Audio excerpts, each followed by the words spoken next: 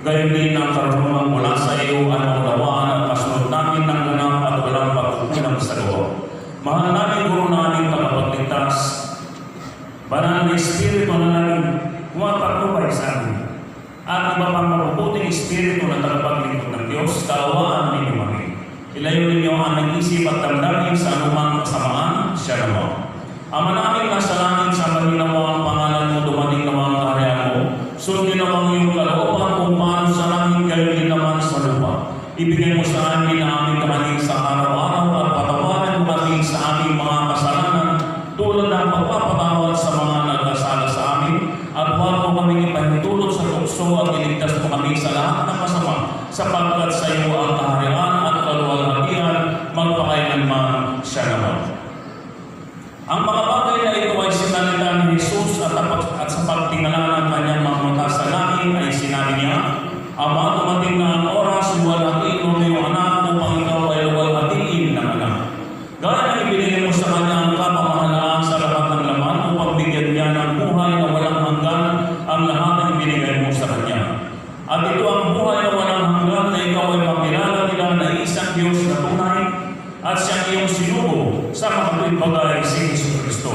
Niluwalhati kita sa lupang pagkakalap mo ng gawa na pinagawa mo sa akin. At ngayon, Ama, luwalhatiin mo ako sa iyo rin ng kaluwalhati ng aking tinamo sa iyo bago ang sanglibutan ay naging gayon.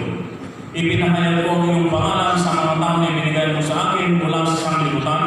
Sila ay iyo at sila ibinigay mo sa akin at tinupad nila ang iyong salita.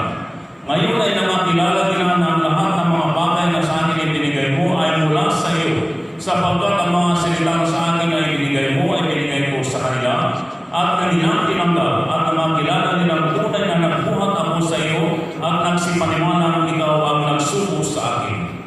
Idinadalangin ko sila, hindi ang sanglibutan ang idinadalangin ko, kundi ang mga sa akin ay ibinigay mo sapagkat sila ay iyo. At ang lahat ng mga bagay ay iyo at ang mga iyo ay akin at ako'y lumaluwalhati sa kanila. At wala na ako sa sanglibutan at ang mga ito ay nasa sanglibutan at ako'y paligyan sa iyo ang banal. Ingatan ko sila sa iyong pangalan, iyong mga ibinigay mo sa akin upang sila'y maging isa na gaya naman natin.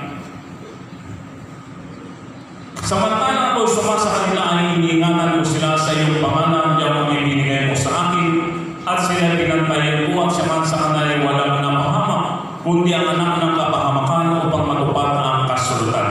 Ngunit ngayon ay napariryan ako sa iyo at sinasalin ako ang mga bagay na ito sa sanglibutan upang sila makatamo ng aking kagalakan ganap sa kanila rin. Ibinigay ko sa kanila ang iyong salita at pinabutan sila ng sanglibutan sapagkat hindi sila taga-sanglibutan, gaya ko naman na hindi taga-sanglibutan. Hindi ko itinadalangin na isip mo sila sa sanglibutan, kundi ingatan mo sila mula sa masama. Hindi sila taga-sanglibutan na gaya mo naman na hindi sila taga-sanglibutan. Pakapadalin mo sila sa katotohanan. Ang salita mo yung katotohanan. Kung paano ako yung sinuko sa sanglibutan, sila ay gayon din sinusuko ko sa sanglibutan. At dahil sa kanila ay pinamahal ko aking sarili upang sila naman ay magpakapagnal sa katotohanan.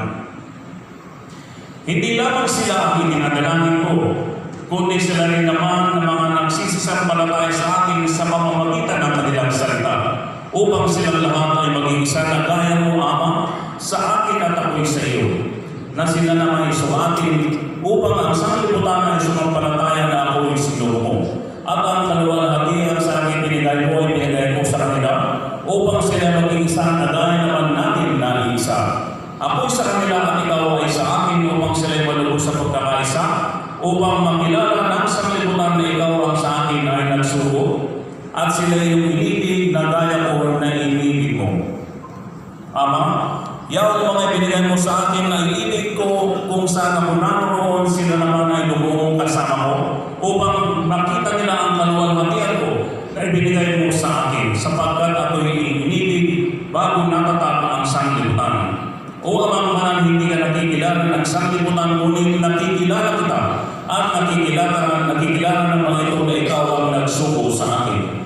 At ipinakilala ko sa kanila ngayong pangalan at ipakikilala ko upang ang pag-ibig na sa akin ay iniibig mo ay mapasa kanila at ako'y sa kanila.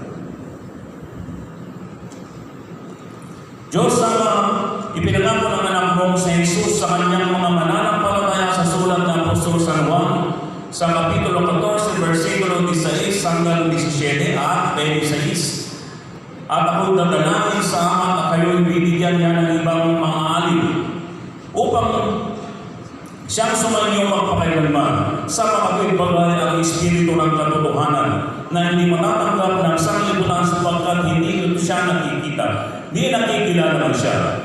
Siya nakikilala ninyo sapagkat siya'y tumataan sa inyo at sa inyo. Datapwat ang mga alin sa mga bagay ang Espiritu Santo na susukuin ng Ama sa aking pangalan. Siya ang magtuturo sa inyo ng lahat ng mga bagay at magpapaalala ng lahat ng sa inyo aking sinabi. Kaya kami ngayon narito sumasakot na titipon sa iyong kataas-taasang pagpapala na suguin mo ang isang banal na Espiritu magbibigay liwanag tungkol sa katotohanan upang palaksin ang aming pananampalataya sa pagsunod sa aming kagustuhan upang mapalis ang kadiliman at makatulong gawain na nasa amin. Upang na Espiritu, yamang itinakda ko ang oras ng iyong pagparito sa kaluluhan mo kami sa ngalan ng Panginoon Diyos.